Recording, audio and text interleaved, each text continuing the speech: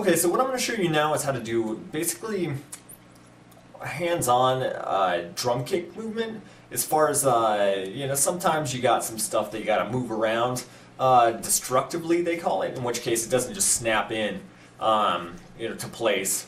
And you don't get to do a lot of that trigger stuff. What I did here was I basically pulled up an organic, the same organic drum set that was sent to me that we did. We went over the sound replacement thing.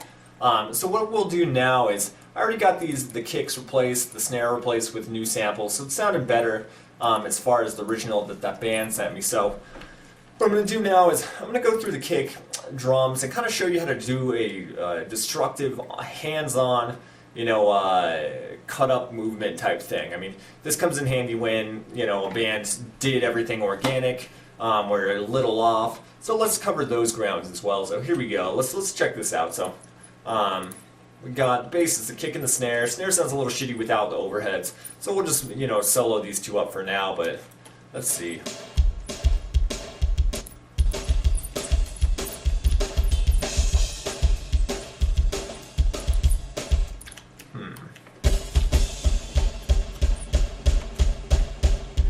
Sounds like this drummer's somewhat on right here.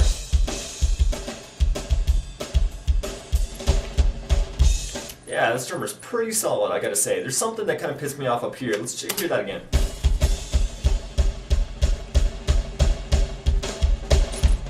Right there, it's kind of weird offbeat. You should have stuck with that kick solid kind of thing. I mean, I know it goes with the fill, but right there, I mean, that's kind of bizarre. Let's check that out.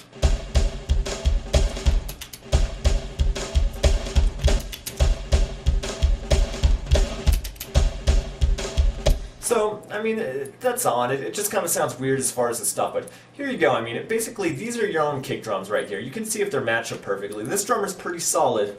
His kit doesn't sound too good unless you replace the stuff, but if you zoom in, I mean, into the molecular, these small regions, you can see everything that he did was pretty solid. His kick,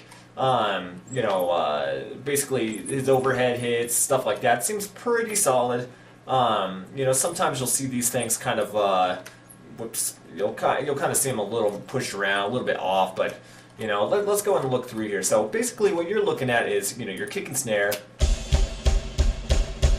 So you're seeing the match-up things. Basically what we're doing is we're going through for that slightest imperfection. So here's where your kick starts, and that's where the snare starts. He started half a second early, probably not even audibly noticeable, but here's what I would do.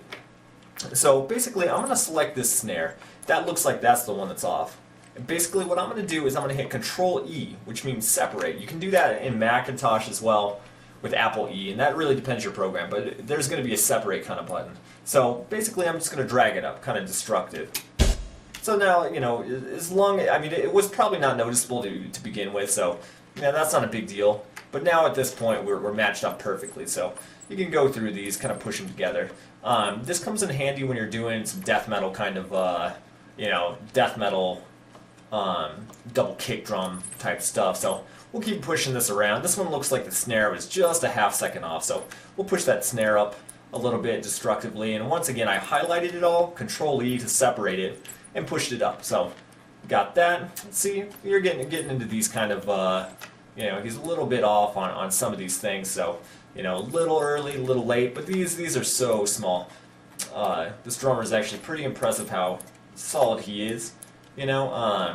So what we're doing right now is basically, destructive kind of editing. And this stuff, there's no real easy way to do it unless you want to try quantizing and doing that stuff. But, some of these are early, some of these are late, so it tends to be better. I just like, putting my gloves on and just, getting dirty, just getting into it. So, basically pushing these together.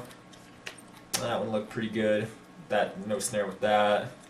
That looks like his fill right there, actually. So let's zoom out a little bit. Yeah, so that's his weird little fill. So here's what we basically did. We just kind of pushed these in line. We'll double check this one. That's pretty on with the snare. Not a big deal. That one's pretty on too. We already pushed that snare up. So okay, so now when we listen to this back,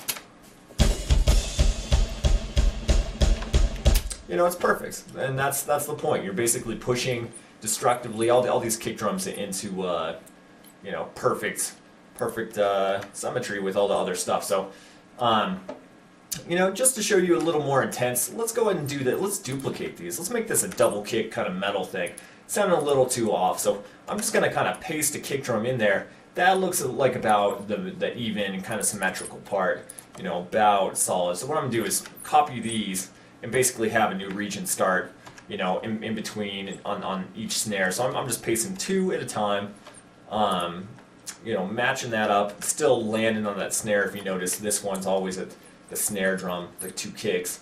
So you know, we'll just kind of destructively tweak it out so it sounds like, you know, this drummer's a little more metal. You never know when you want to do it. I've seen bands, you know, where they want to do some kind of you know, complex breakdown kind of thing, in which case you know, they want a little triplet or something. And this is a good way to add it, just destructively.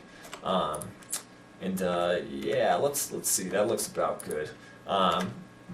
So we'll check that out. So another little trick too is if you want to get to the next little cut on these, you see the end regions, the lines, stuff like that, you can actually hit the tab button and it'll take you to the next one. That's a quick little key you can hit, you know, to go in between. I'm just hitting tab. I'm right here now, so you can kind of go there if you already chopped it up. So that's a cool little thing, and then I'm just pasting it, which is Control V, and you know, Apple V if you're going to other things. So let's check this out.